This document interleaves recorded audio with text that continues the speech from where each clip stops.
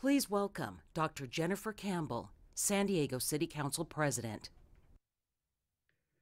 Good evening. I'm Dr. Jennifer Campbell, Council President of the San Diego City Council and representative of the 2nd District. Welcome to our first ever virtual State of the City address. I call this meeting of the San Diego City Council to order. Tonight, we look forward to the 2021 State of the City address by our Mayor, the Honorable Todd Gloria. Joining me this evening are my esteemed colleagues who represent you on the City Council. From District 1, the Honorable Joe LaCava. From District 3, the Honorable Stephen Whitburn. From District 4, the Honorable Monica Montgomery Stepp. From District 5, the Honorable Marnie von Wilpert. From District 6, the Honorable Chris Cate. And from District 7, the Honorable Raul Campillo. From District 8, the Honorable Vivian Moreno. And from District 9, the Honorable Sean Elo Rivera. Also joining us this evening, our City Attorney, the Honorable Mara Elliott, our City Clerk, Elizabeth Mayland, and our Independent Budget Analyst, Andrea Tevlin, and our Chief Operating Officer, Jay Goldstone. Thank you all for joining us tonight. And now I would like to introduce Reverend Harvey L. Vaughn III, Senior Pastor of the Bethel African Methodist Episcopal Church of San Diego, to deliver our invocation. Good evening. My name is Harvey Vaughn. I'm the proud senior pastor of Bethel African Methodist Episcopal Church of San Diego. It is a pleasure and an honor to render the invocation for Mayor Todd Gloria and the State of the City of San Diego address. Let us pray. O God, grant us a vision for our city, fair as she might be, the city of justice, where none shall prey on others, a city of plenty, where vice and poverty shall cease to fester, a city of brotherhood and sisterhood, where all success shall be founded on service and honor shall be given to nobleness alone, a city of peace, where order shall not rest on force, but on the love of all for the city, the great mother of common life and love. Bless our Mayor, Todd Gloria, with wisdom, strength, courage, and discernment as he leads the people of San Diego. O Lord, hear thou the prayer of your servant, and incline thy heart to this prayer as we pledge our time, our strength, and our energy, even our thought and our will, to speed the day of her coming beauty and righteousness. These and all prayers we pray in thy Son Jesus the Christ's name. Amen. Now to lead us in the Pledge of Allegiance is Jonathan Garola, a clinical nurse at Sharp Memorial Hospital. Put your right hand over your heart. Ready, begin. I pledge allegiance to the flag of the United States of America and to the republic for which it stands, one nation, under God, indivisible, with liberty and justice for all. Please welcome Melanie Jimenez, who will be singing our national anthem. Oh, say, can you see by the dawn's early light what so proudly we hailed at the twilight's last gleaming, whose broad stripes and bright stars through the perilous fight o'er the were so gallantly streaming, and the rockets' red glare, the bombs bursting in air, gave proof through the night that our flag was still there. Oh, say does that star-spangled banner yet wave o'er the land of the free and the home of the brave?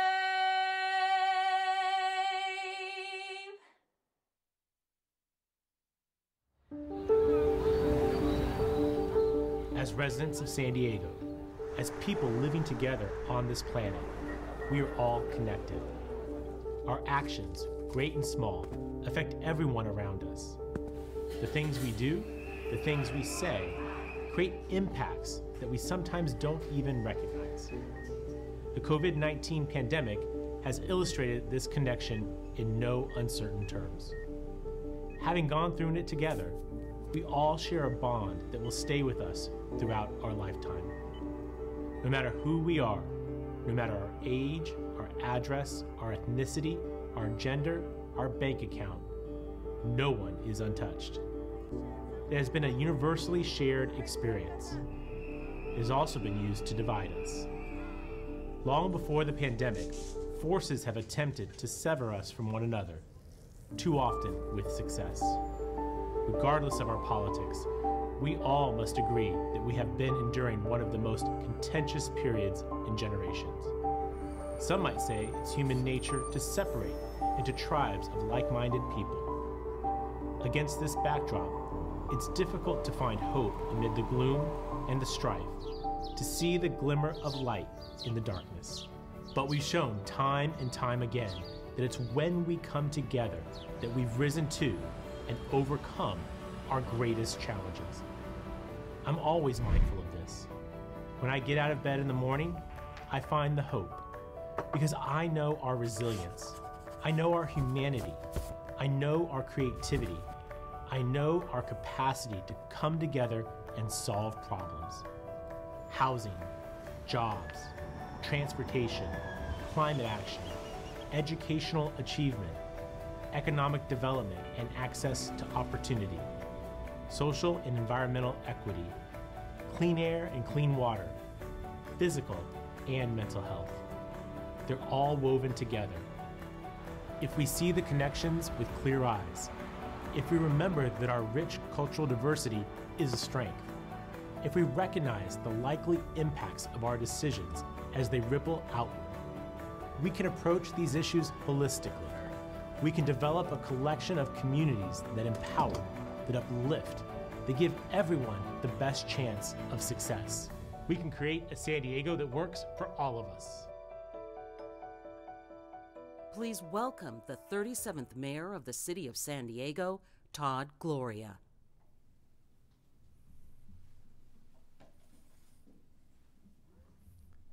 Good evening.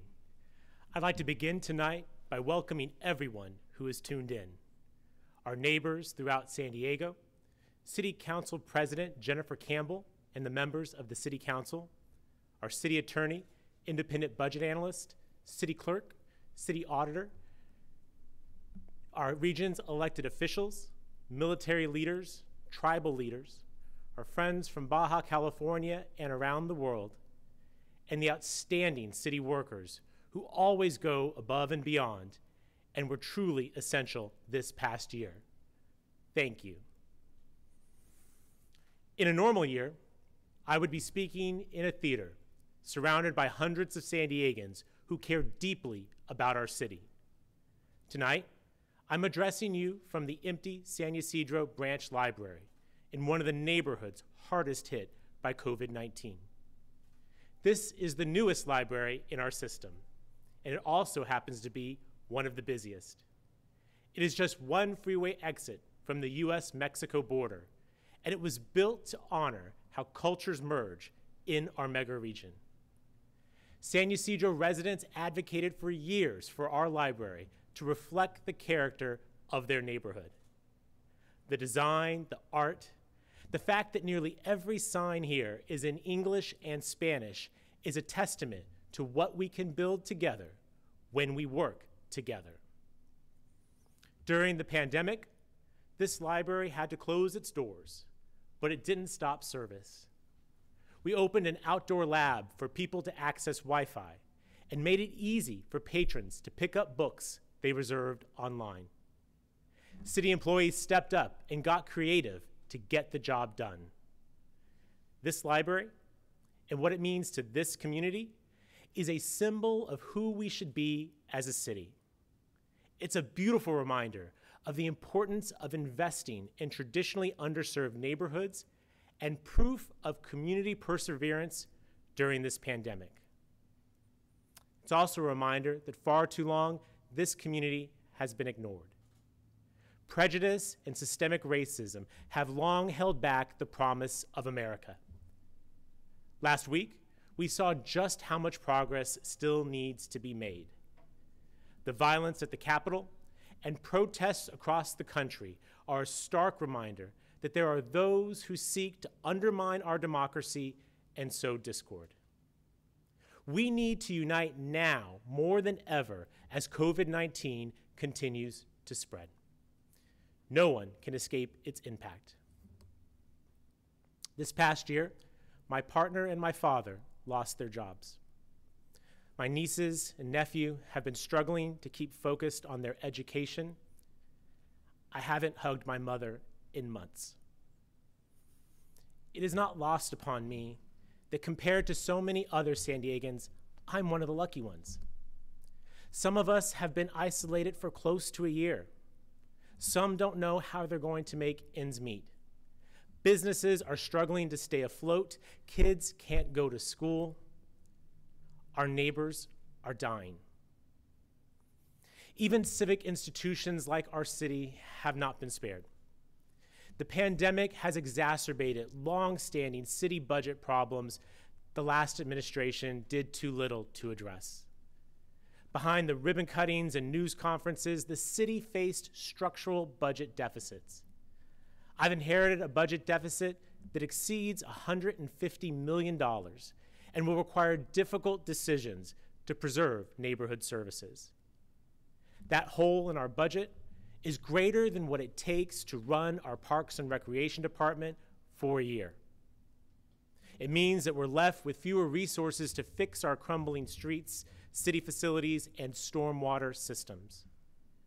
Due to the years-long neglect of our infrastructure, it will cost nearly $6 billion just to meet our needs. And we have no real idea how much devastation climate change and coastal erosion will cost in the coming years. All of this is underscored by the fact that our city's workforce morale has been battered because they're overworked, underpaid, and underappreciated. Honestly, the state of our city is fragile right now, but I have faith that it won't be for much longer. You see, at the core, our city is strong because San Diegans are strong. We are resilient, we are fighters, we recognize that we are all connected, even when we are apart. Together, I believe that we can and will solve the biggest problems of our time. We will lift each other up and create a future that is better for all of us.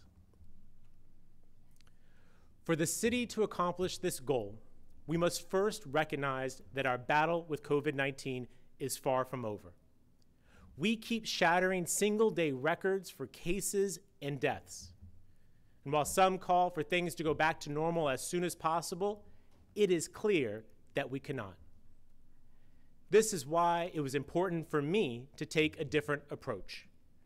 My first executive order was to protect our hospital system and save lives. We need to hold accountable those who choose to blatantly and egregiously defy public health orders. The arrival of vaccines has given great hope, But the reality is that it's going to be months before we can possibly let our guards down. I know it is hard to keep going. But in the darkness, there are true heroes among us. I want to take a moment tonight to thank Jonathan Garola, the clinical nurse at Sharp Memorial Hospital who led the pledge, along with all the doctors, nurses, and frontline workers who have done everything in their power to defeat the virus. You have done so much to protect lives under unimaginable circumstances. And we can show them our gratitude by avoiding large gatherings, wearing our masks, and staying home as much as possible. We must continue to abide by the public health orders, and we must do this to protect people and our economy. The city is taking an active role to get the vaccine out to as many people as quickly as possible. Working alongside county public health officials, some San Diego firefighters are now authorized to administer vaccinations. We're also working with the county to open vaccination centers, like the one we opened this week at Tailgate Park, to provide easy access for all when the vaccine becomes more widely available. Until then, we must continue to take steps to protect the most vulnerable among us. One of my first actions after assuming office was to extend our program for people experiencing homelessness, Operation Shelter to Home. This program saved countless people from being exposed to the coronavirus thanks to the collaboration between the city, the county, the Housing Commission, Regional Task Force on the Homeless, the Convention Center Corporation, and our service providers. San Diego was among the first cities in the country to convert our unused convention center into a place to provide sanctuary from the streets. Since it opened in April, we've been able to connect nearly 1,200 individuals and families with long-term housing. The convention center is a short-term solution that will not continue indefinitely. And I want to speak directly to all of you who are staying at the convention center right now. I'm proud of you. I've seen your courage in taking the first steps to get off the streets, and I am committed to your future. We will work with you to make sure that you are connected to housing or continued shelter when we wind down the program in March. San Diego cares about you. We've already started moving some folks into recently purchased hotels that have been converted into housing through Governor Newsom's Project Home Key. I'm working with local, state, and federal partners to secure the funding to purchase more housing units and invest in supportive services. We have to not only help people get off the streets, but stay off the streets. No longer will San Diego be a place that buys indoor skydiving facilities that house no one and claim it will solve our crisis. And no longer will we expect our police officers to serve as the first point of contact for unsheltered people in need. Many of our neighbors living on the streets struggle with serious mental health and addiction issues, which puts our officers in impossible situations. As a region, we lack a true strategy to provide these neighbors with the help they so desperately need. We need mental health clinicians to be the first points of contact so that our officers can focus on policing. I'm working closely with Chair Nathan Fletcher and the County Board of Supervisors to increase support and access for behavioral health services. We need more medical professionals out in our streets, in our canyons, and on our beaches to provide on-the-spot assistance. Getting this kind of care, it means little if people don't have anywhere to call home. So I am pledging a renewed focus on housing first solutions for our city. That means creating permanent supportive housing with wraparound services for people who are unsheltered. San Diego can be a leader on combating homelessness, and now we have the political will to do it. We don't need another plan that sits on a shelf. We need to move beyond talk and into action. It's why I moved homeless services into the mayor's office. It's a top priority, and it needs to be treated that way. Tonight, I'm proud to announce that one of the United States' leading experts on homelessness, Matthew Doherty, is going to help us launch into this next phase. Matthew was appointed by President Barack Obama's administration as the executive director of the United States Interagency Council on Homelessness and has a deep understanding of our city. Matthew will work alongside city leadership for several months, helping us to improve our plans based on best practices and put them into action. We will also be implementing increased transparency for ourselves and our service providers using data to hold everyone accountable. And let me be clear, we must change the status quo on homelessness. Some people want quick, easy solutions to one of our most complex and pressing issues, but there are no shortcuts to end homelessness. Instead, it will take steadfast, unrelenting tenacity. We will stick to proven strategies and deliberately carry them out, because that is the path that creates real change. And the people depending upon us, they deserve it. We can end chronic homelessness in San Diego. Now, we know that our homelessness crisis will not be resolved without tackling our housing crisis. The median home price in San Diego continues to rise to levels that are not remotely achievable for a family making the median income. This is not sustainable if we want our children and our grandchildren to be able to stay in our city. A San Diego for All of Us is a city where people at all income levels have a place they can afford to live. You should be able to have a roof over your head without worrying about putting food on your table. And it can be difficult to find a place to rent, let alone to buy, because we simply aren't building enough homes. For years, development hasn't kept up with natural population growth and job growth. Now, you can't fix what you don't measure. So my administration will develop new tools to monitor housing pipeline and ensure we are on track to meet our production goals. We will prioritize new housing construction in all neighborhoods, especially focused near transit and jobs. Now, this means accelerating the pace of community plan updates and engaging with community members to meet those goals. We're going to focus on creating more housing that middle and working class people can afford. We will incentivize middle and low income housing development so San Diegans have a pathway to put down roots and build generational wealth. We know that real estate is at a premium in San Diego, which is why I will implement plans to incorporate housing when we redevelop or build new city facilities. This could mean building apartments on top of new libraries and fire stations.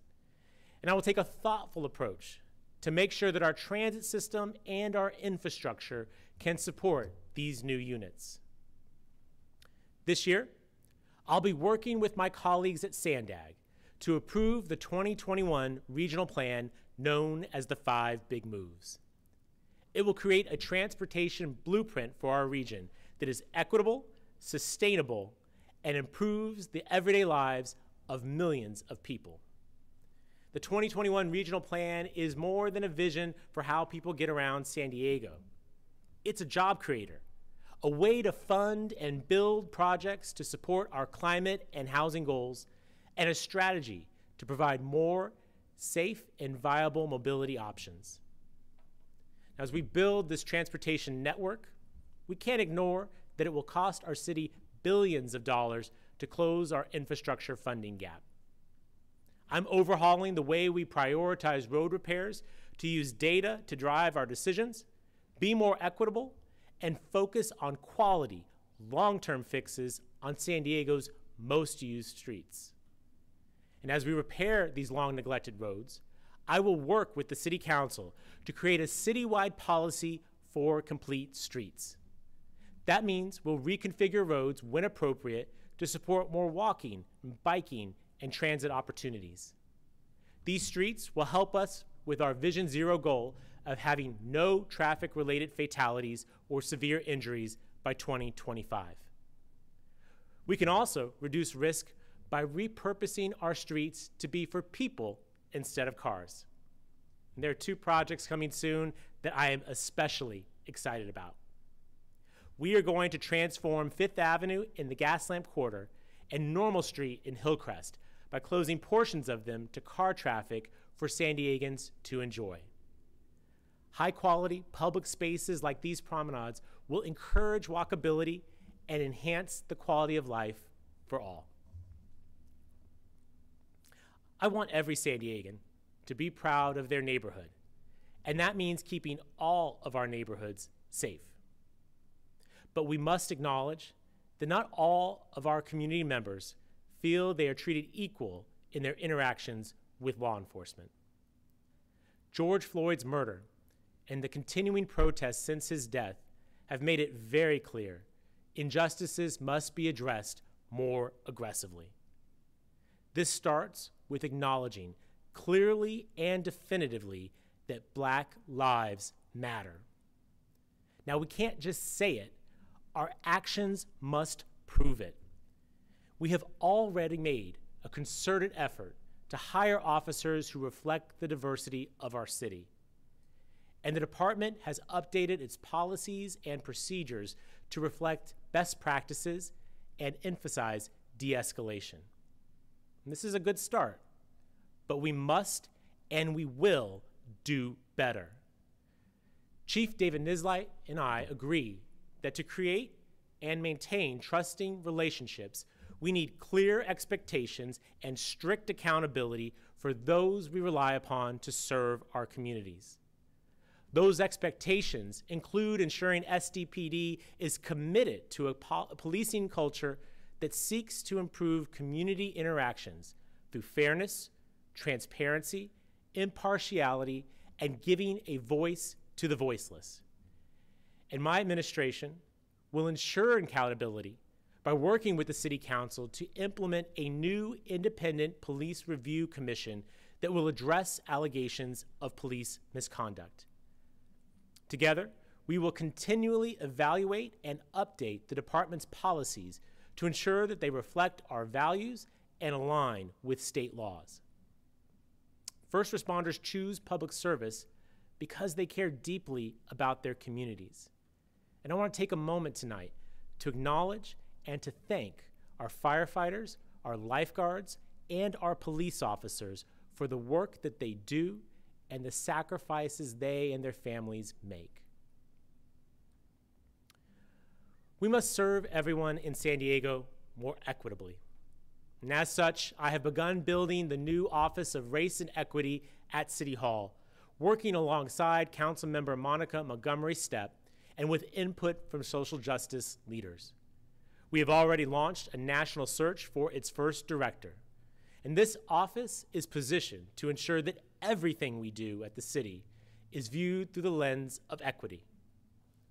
One area where we must improve is prioritizing environmental justice in our urban neighborhoods.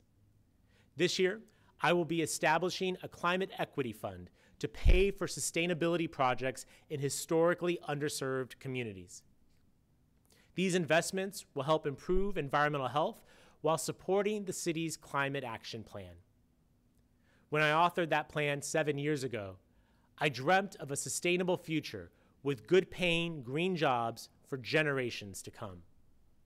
There has been some progress, but it hasn't been nearly enough. We must do more to fully and faithfully enact our landmark climate action plan. The first step is to update it. We have learned so much over the last several years, and we will use these lessons to set aggressive new goals and implement strategies to achieve them. It's time to look at our metrics and ensure that we are following best practices, and we're going to have to take bold steps if we're going to meet our targets to reduce greenhouse gas emissions. The city must lead by example. We are taking steps to better track our energy consumption and reduce waste at city buildings. I will accelerate the adoption of electric vehicles in our fleet and incentivize city employees to continue working remotely and use alternative modes of transportation. Most importantly, We are going to commit to having city facilities use 100% clean energy through San Diego Community Power. Having a reliable water supply is just as important as having a sustainable energy source. This year, construction will ramp up on our Pure Water project, the largest water recycling program in California, and the biggest infrastructure project in its history. It will create thousands of good-paying local jobs and will provide a third of our drinking water when it is completed. When San Diegans think about clean water, it's about more than what comes out of the tap. We know that we have to curb the pollution spilling into the Tijuana River Valley and onto our beaches. Thanks to our congressional delegation, we secured $300 million to address the sewage.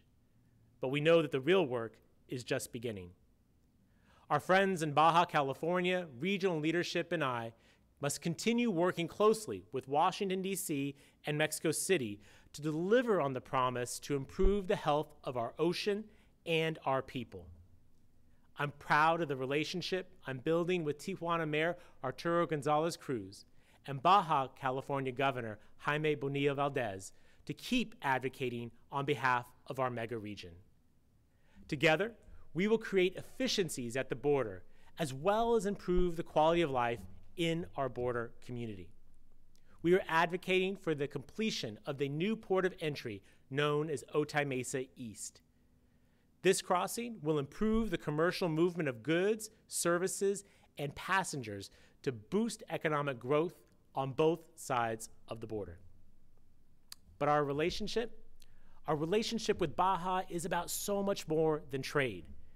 It's about people in two countries who are one family. For a lot of San Diegans, going back and forth at the world's busiest land border crossing isn't a novelty. It's just something they do to go to work or see family. And for many of us, the border isn't seen as a dividing line. It's a bridge that joins our two vibrant cultures. Here, we share ideas and values and friendships. We will live up to our commitment of being a welcoming city by taking bold actions and speaking up on behalf of new San Diegans who come from all corners of the world. I am proud to partner with City Council member Vivian Moreno on a proposed resolution to reverse federal policies that prioritize border wall construction and limited legal immigration.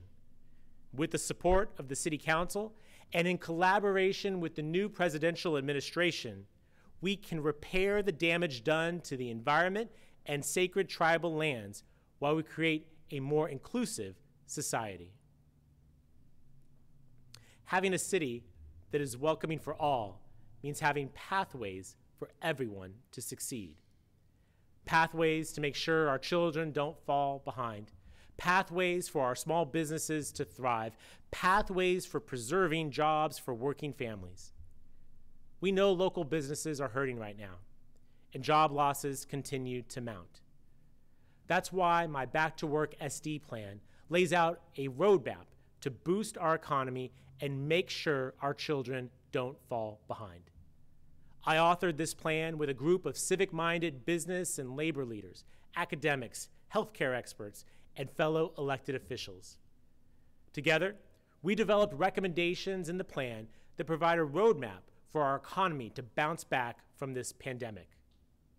Next month, we will bring a proposal to the City Council that will extend our current eviction moratorium to keep families in their homes, help folks pay back their rent, and stop small businesses from being evicted. We must do everything we can to ensure that all that we love about San Diego is still here when we get through these awful days. And my administration will make sure that we will. There isn't a one-size-fits-all solution to our recovery. Education, the arts, events, hospitality, restaurants, and all the other sectors of our diverse economy have unique challenges that must be overcome. We will continue to have an open dialogue to better understand their needs and work with them to ensure that the city does everything it can to help. We must come together as a community and support our small businesses. My Shop Local SD campaign will soon launch a new online portal to connect you with local small businesses that need customers. Many folks are struggling to make ends meet. But for those who have not taken a hit to their incomes, I ask you to buy from small, local businesses as much as you can. Buying local is how you can best support your community and help your neighbors who are struggling to provide for their families right now. Another pillar of the Back to Work SD plan focuses on our children and their ability to succeed. We must create opportunity for everyone, regardless of what neighborhood they call home, and close the digital divide that has left tens of thousands of San Diegans with no access to a computer or the internet. Within my first 6 months, I will be expanding internet access at more recreation centers and increasing opportunities for San Diegans to check out items like computers and Wi-Fi hotspots from our libraries. Getting our kids back to school safely is what we must do to support our workers and the economy. This means working closely with our schools to prioritize safe reopenings and provide opportunities for kids to have access to technology at city facilities. And with the Back to Work SD plan, we will protect our families from homelessness, support our kids, and champion our small businesses. I recognize the vast majority of businesses are doing the right thing. Many have been extraordinarily innovative to survive, and in some cases, to thrive. To our local businesses, I want to be clear. I support you, and we will build back better. We will not repeat the mistakes of the past. We will not let the way we've always done things dictate what we do now.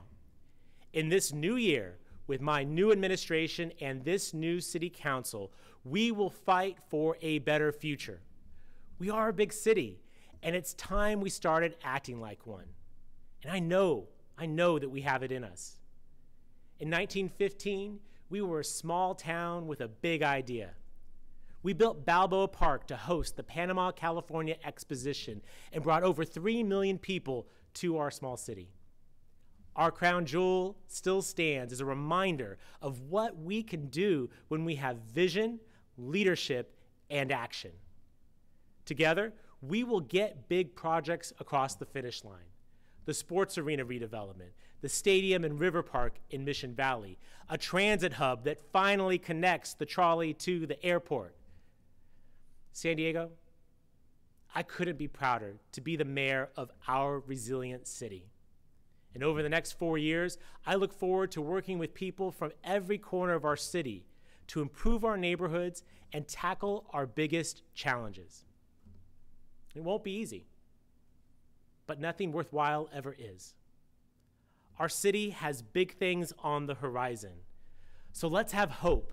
Let's rise above being fine and dare to be great.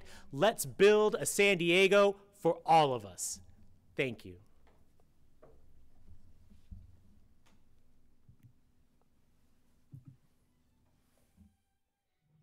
Thank you, Mayor Gloria, for sharing your vision and plans for San Diego.